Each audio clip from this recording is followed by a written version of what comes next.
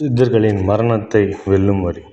120 வருடங்களை ஆயுளாக கொண்ட ஒரு மனிதனின் ஒரு நாளின் சராசரி மூச்சு 21,600 சுவாசங்களாகும்.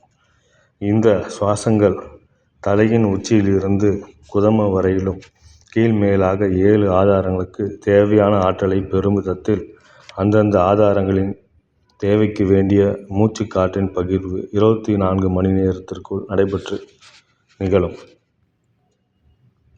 மூலாதாரம் 600 மூச்சுகள், சுவாதிஷ்டானம் 6000 மூச்சுகள், மணிப்பூரகம் 6000 மூச்சுகள், அநாகதம் 6000 மூச்சுகள், விசுத்தி 1000 மூச்சுகள், ஆக்கினை 1000 மூச்சுகள், சகஸ்ரலம் 1000 மூச்சுகள்.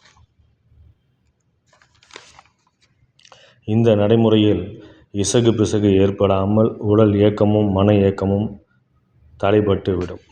இந்த வரிசையில் 6வது இடம் ஜீவனின் உயர்வு நிலை, 7வது இடம் ஆன்மாவின் இச்சை நிலைகளாகும். இந்த உச்சி பகுதியான 7வது பகுதியை சித்தர்கள் யோகக்கலையினால் சிறப்பு செய்து 6வது மனத்தின் நிலைகின்றனர்.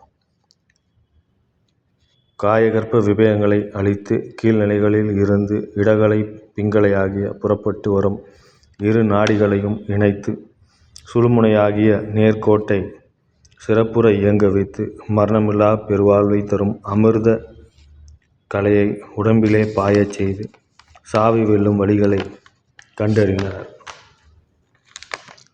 அழியும் தன்மையுள்ள தூய உடம்பை என்றும் அழிவற்ற தன்மையான பஞ்சபூதங்களை கொண்டு தூல உடம்பை கரைத்து அழிவற்ற ஆன்மாவுக்கு ஒளி உடம்பை உண்டாக்கி கொண்டனர். இந்த உடம்புதான் சித்தர்களின் உடம்பு. இதற்கு ஒளி உடம்பு, பிரணவதேகம், ஸ்வர்ணதேகம், ஞானதேகம் என்று பெயர். இந்த உடம்பு சுயம் பிரகாசமுள்ளது.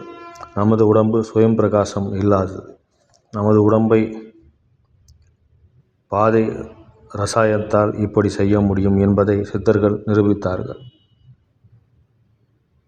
உடல் ஒளி புகாத உடம்பாக இருந்ததை ஒளி புகும் உடலாக மாற்றி அமைத்து கொண்டனர். மனத்தின் செயல்கள் ஆசாபாசங்கள் இருக்கும் வரையிலும் தான் தூய உடம்பின் பயன் தேவைப்படும். மனம் அடங்கிய பின் அல்லது ஆத்மாவை அறியத் தொடங்கினால் தூய உடம்பு தேவையில்லை. ஆன்மாவின் சத்த தன்மையில் இருப்பது அழிவற்ற சாவை வென்ற இன்புற்ற நிலையில் இருக்கும் ஆன்மா. தன்னை உணர்ந்து தலைவனையும் உணர்ந்து எல்லாவற்றையும் உணர்ந்த நிலை. எனவே நம் இந்திரிய கரணம், ஜீவன், ஆன்மா ஆகிய 4ஆக இருக்கிறோம். இதில் இந்திரியம் என்பது நமது உடல், கரணம் என்பது நமது துய்ப்பு நிலை, ஜீவன் என்பது வெளியே உள்ள